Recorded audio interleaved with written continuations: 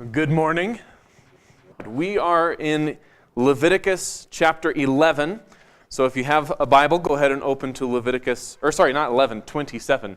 Goodness, I set back like 15 weeks there. Leviticus chapter 27. It was back in August when I first said that we were going to study this book verse by verse. Oh my goodness, 16 weeks ago. And when I said that, when I made that announcement, I got some mixed reactions. Some of you were really excited. Some of you were pretty enthused. Hey, we're going to study through Leviticus. I'm going to learn about Leviticus. This is actually kind of cool. Others of you were not as excited. Some of you were bored to tears before the end of that first lesson. Some of us, I won't mention anybody in particular, but some of us volunteered to take kids' church for the next 16 weeks. Some of you called and asked, when is Leviticus going to be over? And still others of you read Leviticus for the very first time. It's been a long 16 weeks, and today it ends. Now, we're in chapter 27. The date was July 2nd, 1505. A 21-year-old Catholic man named Martin Luther was on the road between Stotterheim and Erfurt in Germany. My apologies, Susan, for my German. Stotterheim and Erfurt. He had just finished a master's degree. He was on his way to the University of Erfurt to begin his law degree.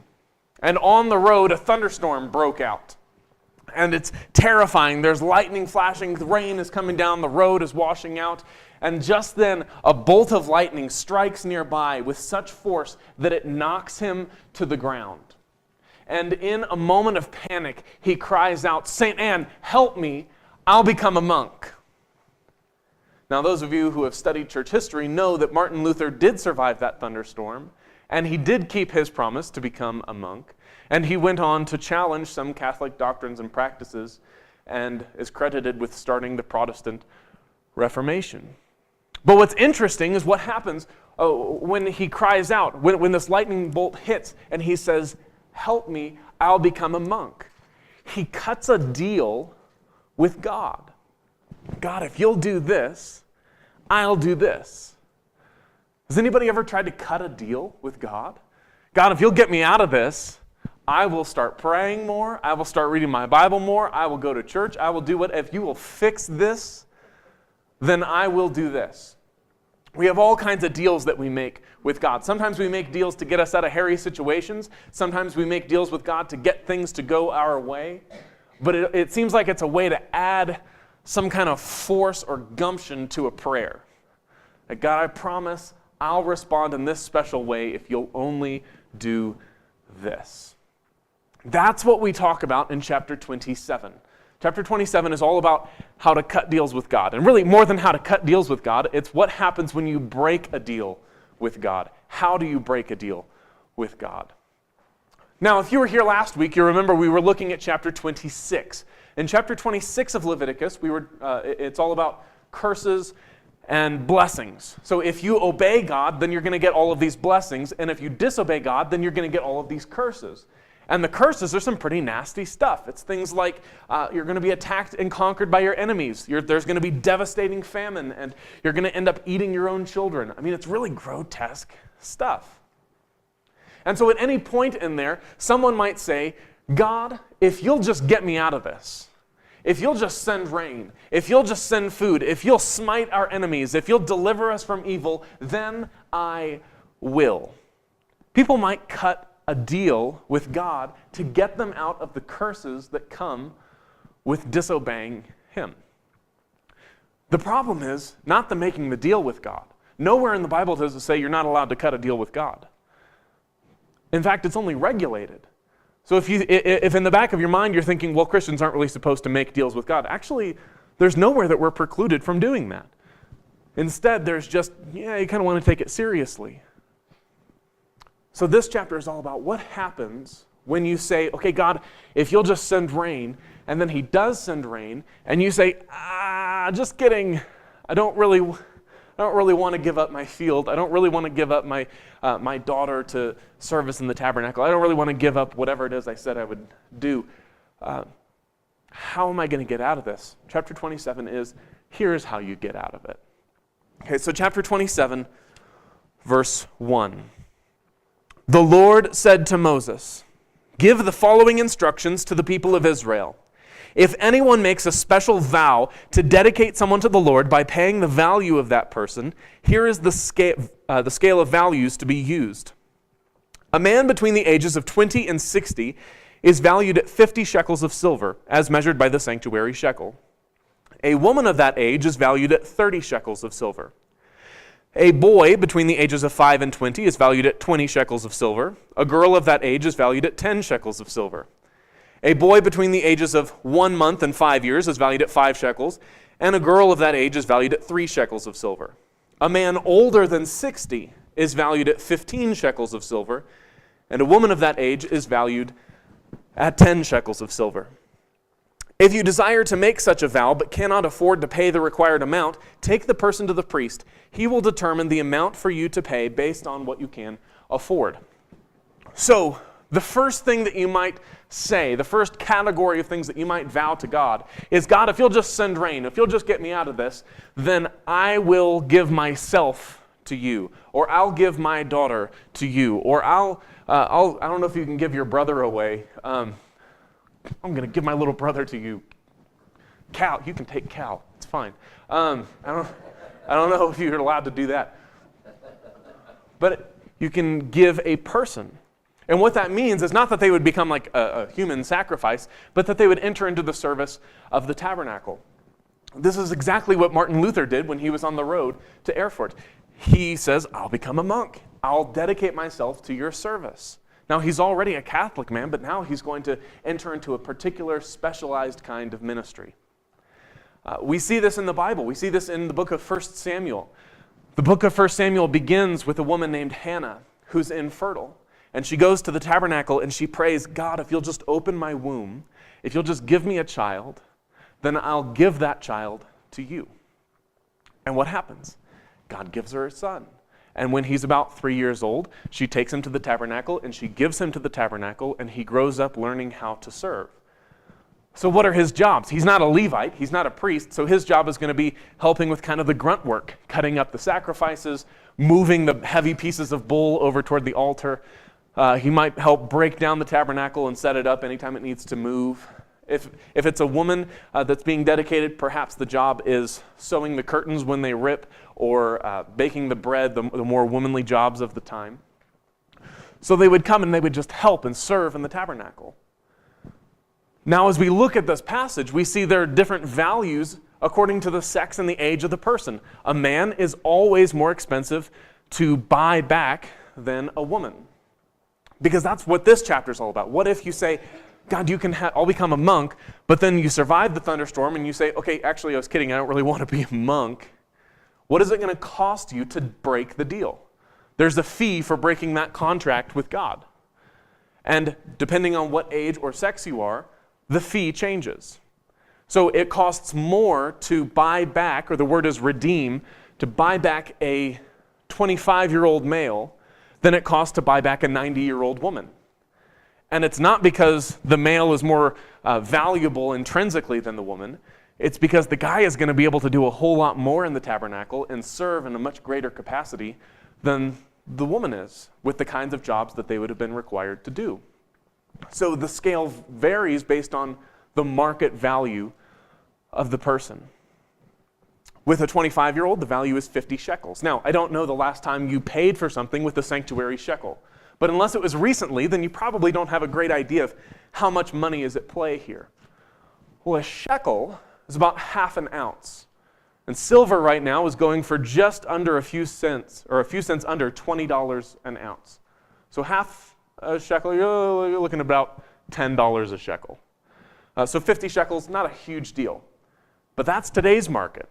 3,500 years ago, silver was much more valuable. A shekel was the equivalent of a month's wage. So To redeem a male at 25 years old, 50 shekels, that's 50 months' wages. You're talking about more than 4 years' salary. So somewhere between $100,000 and $200,000, maybe $300,000, depending on the market value of the person. So we're talking a lot of money.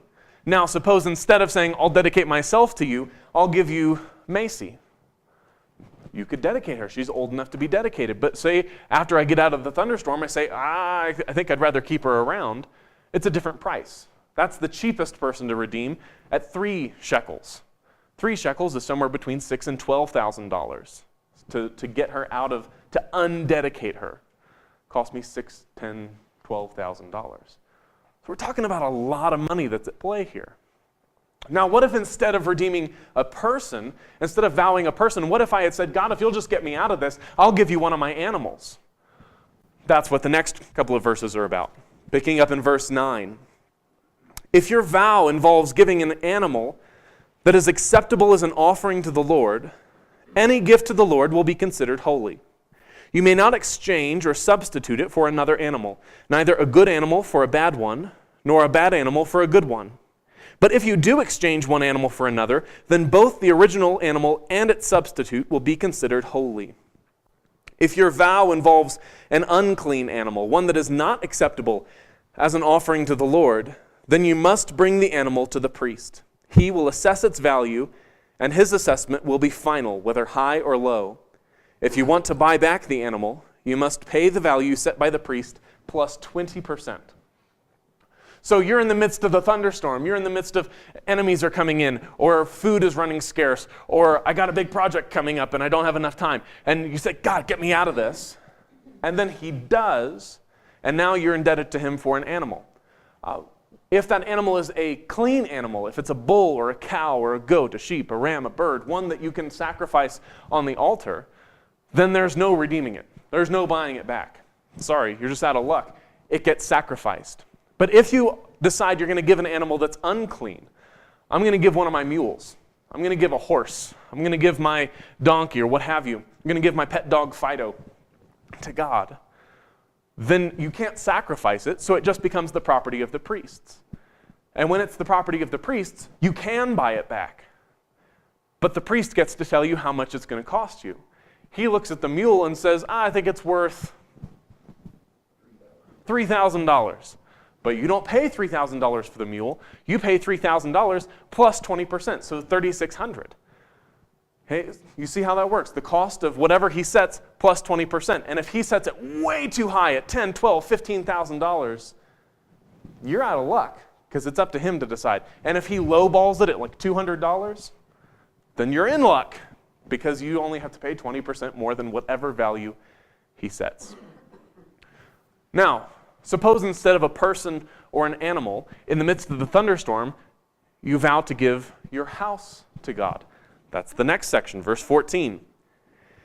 If someone dedicates a house to the Lord, the priest will come to assess its value. The priest's assessment will be final, whether high or low. If the person who dedicated the house wants to buy it back, he must pay the value set by the priest plus 20%. Then the house will again be his. So you say, God, you can have my house. I'm not sure exactly how this would have worked, and I can't find any general consensus on how this worked. It could be that now your house becomes a meeting place for like Bible studies, and priests come in and they get to use it as they will. It could be that you have to move out of the house, that you've sold your house to God, and then you would have to buy your house back and move back in. So we're not exactly sure. But you've given your house to God, and you say, God, I really could do, I would like my house back. That was kind of a foolish vow. Well, you can get out of it, but it's going to cost you. So the priest comes, and he looks at your house, and he says, your house is worth $100,000. Okay, well, you pay $100,000 plus 20%. We pay way over the market value. If he way highballs it and says this house is worth $1 million, well, then you have to pay $1 million plus 20%. And if he way lowballs it and says it's worth $1,000, well, then you only have to pay $1,000 plus 20%. Whatever the priest says goes.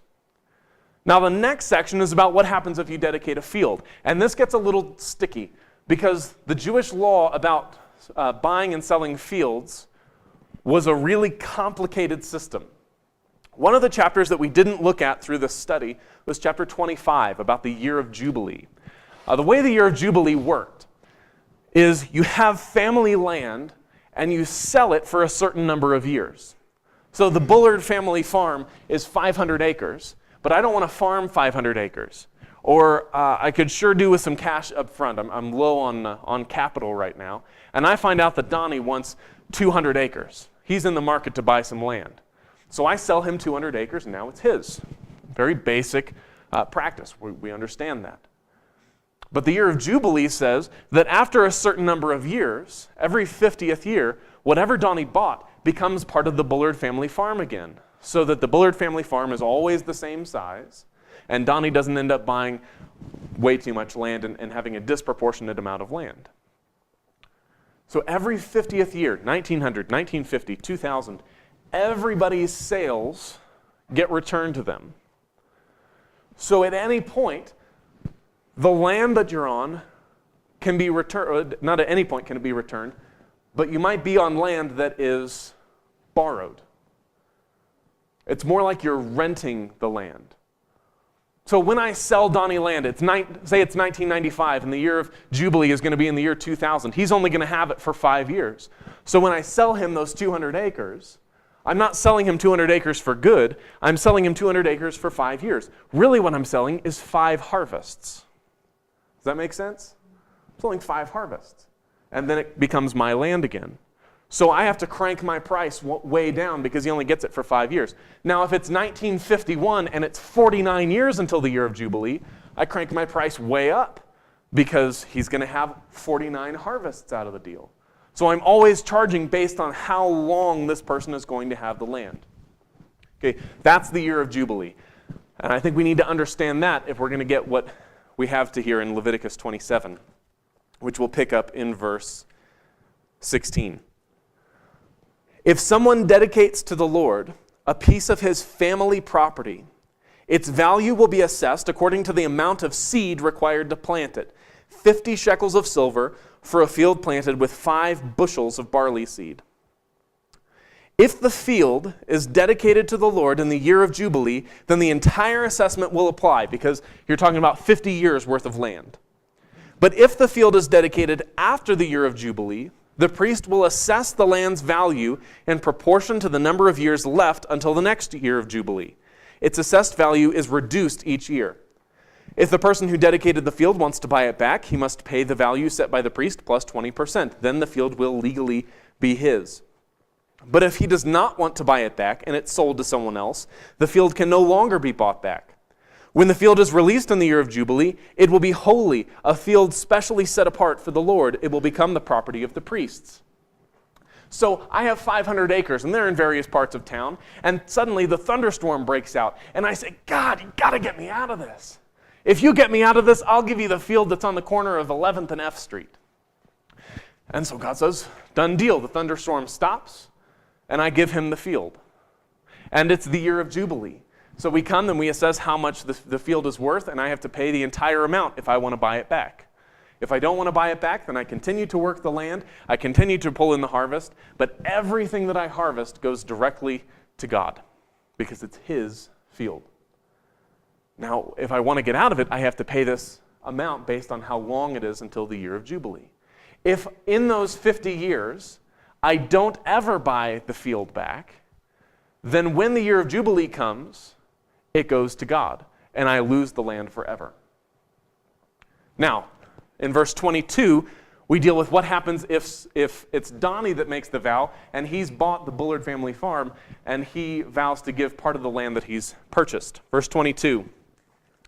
If someone dedicates to the Lord a field he has purchased, but which is not part of his family property, the priest will assess its value based on the number of years left until the next year of Jubilee. On that day, he must give the assessed value of the land as a sacred donation to the Lord. In the year of Jubilee, the field must be returned to the person from whom he purchased it, the one who inherited it as family property. All the payments must be measured by the weight of the sanctuary shekel, which equals 20 gerahs. Because I know you guys carry gerahs around all the time in the change cans. Just imagine them counting out gerahs. So Donnie is in the middle of a thunderstorm, and he's got these 200 acres that he bought from the Bullards. And he says, God, if you'll get me out of this, I'll give you that field at the corner of 11th and F Street. And he's got 4 years left on the contract. Really what he's giving to God is those 4 harvests. And so he can either buy back those 4 harvests for 20% more than whatever they're going to be worth, or he can let the 4 years run out, and at the end of the 4 years, he doesn't lose it forever. It goes back to me, because it wasn't his land to lose. It's my land. So, these are the laws about what happens if you vow to give a person, or an animal, or a house, or a field. Sometimes it's really complicated. There's a lot of money going on. There's a lot of trust in the priests that they're going to give you an honest value on your mule or on your house. But there are some things that when you're in the midst of the thunderstorm, you don't get to say, God, I'll give you this. That it's off limits as something to vow to God. The first one is in verse 26. You may not dedicate a firstborn animal to the Lord, for the firstborn of your cattle, sheep, and goats already belong to him.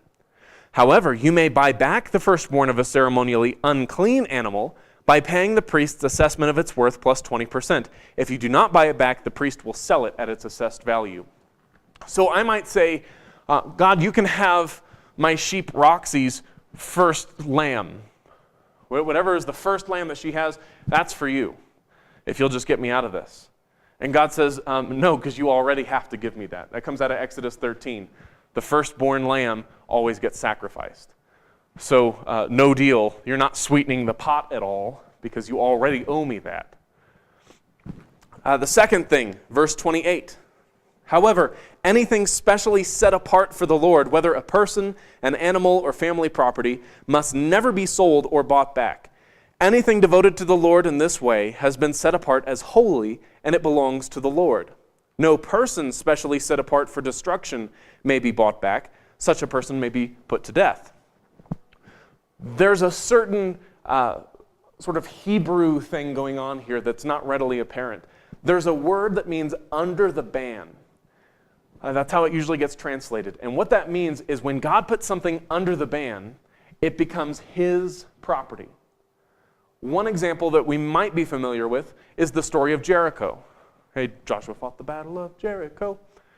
The story goes that Joshua and his troops march around the city walls something like 13 times. And then at the end they shout and the walls fall down. And that's the famous part of the story. The part that we might not be familiar with is that God says Jericho is under the ban. And that means no plundering. You don't get to take the gold. You don't get to take the clothes that are left. You don't get to keep any of the sheep or the cattle. Nobody gets to survive. This entire town is to be burned to the ground. It is a total offering to God. Everything belongs to him in this city because it's under the ban. So if something is under the ban, then in Leviticus, God says, you don't get to vow that. You don't get to say, God, if you'll get me out of this, then I'll give you Jericho. No, Jericho already belongs to him. It's already something that's totally his, that you already owe him. Now there's one last thing that you don't get to use in a vow. Verse 30. 1/10 of the produce of the land, whether grain from the fields or fruit from the trees, belongs to the Lord and must be set apart to him as holy. If you want to buy back the Lord's 10th of the grain or fruit, you must pay its value plus 20%. Count off every 10th animal from your herds and flocks and set them apart for the Lord as holy. You may not pick and choose between the good and bad animals, and you may not substitute one for another. But if you do exchange one animal for another, then both the original animal and the substitute will be considered holy and cannot be bought back. So there's this rule in Judaism that you take 1/10 of whatever your field produces, you take 1/10 of all of your livestock, and every year you give that 10th to the tabernacle. And that's how the priests eat. The community essentially pays out of their own crops and their own livestock to support those who are in service at the tabernacle. And so you don't get to say, God, if you'll just get me out of this, I'll give you my tithe. Because you already are supposed to give him a tithe. It already belongs to him. But you do get to buy it back. If you really need that food, if you say, I can't afford to give 10% of my crops, we need the food, then you can buy your crops back. So instead of giving the 10%, you would give the value of those crops plus 20% of whatever it was worth. So the three things that you cannot vow to give God would be things that are placed under the ban, the tithe, and the first one that we talked about, which slips my mind. The firstborn. You can't give the firstborn of your animals because they already belong to him. Things that already belong to God, you can't give him. Now, these are not the only vows that we can make. So if you're like, I want to cut a deal with God, but I don't have any crops, well, you're in luck because this isn't all there is. There are other vows that we see being made in Scripture.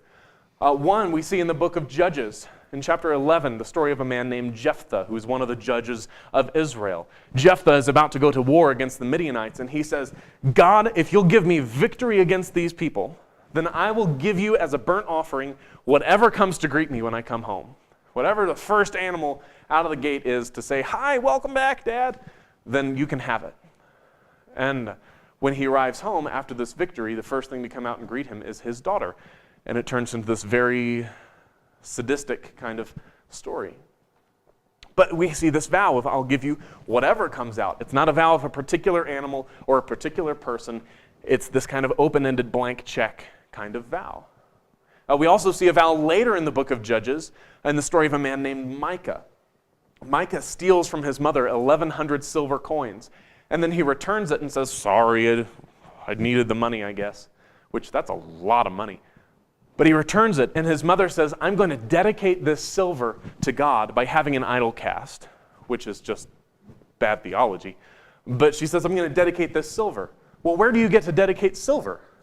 Leviticus 27 doesn't say anything about dedicating coins. People, animals, houses, fields, no. And yet she thinks she can dedicate coins to God. In the books of Kings, we read about kings that dedicate silver and gold and bronze, and not just money, but things that are carved and sculptured, bowls and maybe statues and tools, things that are made out of these fine, precious metals. You can dedicate those to God, and they go into the temple treasury. So we see all these different examples throughout Scripture of people making vows that don't get talked about expressly in Leviticus 27. But what we do see are some principles about how vows work and how breaking vows work. So let me just wrap up by giving you a couple of things that we can pull out of this chapter that I think still apply, because there are ways that we go about making deals and breaking deals with God. First thing is this: God expects his people to keep their word. Just kidding doesn't cut it with God. When you make a deal, you keep your word. When you say, God, I give myself to you, you give yourself to him, and he expects you to honor that. You don't say, God, I'm going to start going to church more, I'm going to start reading my Bible more, I'm going to start praying more, and then not do it. He expects you to keep your word. You know, there's a passage in the book of Matthew, chapter 5, where Jesus is talking about a different kind of vow. He says, you've heard it said, don't break your vows, but keep the vows you make to the Lord. But I tell you, don't make any vows at all. Don't swear at all. Now, when Jesus is talking about that, he's not talking about cutting deals with God. He's talking about saying, I swear on a stack of Bibles, I didn't touch him, as a way of adding credibility to your name, adding credibility to what you've said. That's a whole other thing than cutting deals. But the reason Jesus says that is you live in such a way that you don't need to swear. You live as someone who keeps his word, someone who is trustworthy, so that when you say, I'll do it, I'll be there, people know he's going to do it, she's going to be there. God expects his people to keep their word, to keep their promises. That's something that we see out of this, because there's a huge cost if you choose to break your word. The second thing that I think we see out of this is that broken promises must be reconciled. When you do break your word, something has to be done.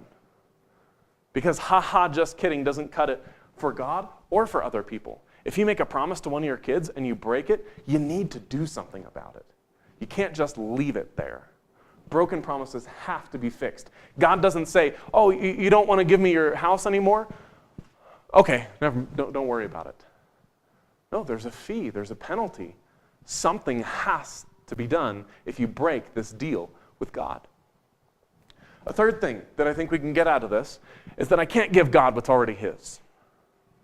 I can't say, God, if you get me out of this, then I'm going to start doing the things that you wanted me to do in the first place. I'm going to start being the person that you called me to be. Because you're already supposed to be doing that. That's like saying, bank, if you'll just give me an extra month, I promise I'm going to make a payment. Well, you're supposed to make a payment anyway. You're not sweetening the deal at all. When you make a deal with God, if you say, God, if you're going to get me out of this, then I'm going to do this, you have to give him something more. I can't give God the firstborn animal. I can't give God the tithe, or I can't say, I'm going to give you my tithe. Aren't you going to be so proud of me? Aren't you so excited about this extra mile that I'm going? That's not going the extra mile. That's going the mile that you were supposed to go in the first place. You'd be sinning by not doing it. You see how that works? I can't give God what already belongs to him and expect it to be something special. And then one more. Vows are not to be taken lightly. If Leviticus 27 teaches us nothing else, it's that you don't take vows lightly. Please don't come away from this thinking that I'm encouraging you to all go and cut deals with God, because when you make a deal with God, it's a big deal. It's important. It doesn't happen very often. When it did happen, it made it into Scripture, okay, because it was a big deal.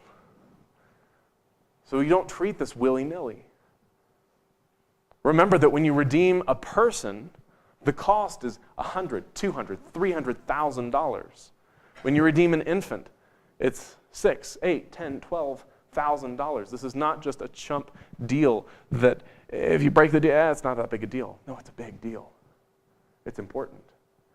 When you make a vow to God, when you commit yourself to a certain behavior toward God, you don't take it lightly. It's significant, it's important, and it's weighty. I hope that this study of Leviticus has been beneficial. I hope that you have been enlightened. I hope that you have been encouraged. And I hope that the next time you say, I'm going to read through the entire Bible, when you get to Leviticus, that you survive. And this grim reaper of Bible reading plans doesn't claim you as another one of its victims. Because my goal in doing this was not for us to be entertained. It was for us to respond to God's holy and authoritative word.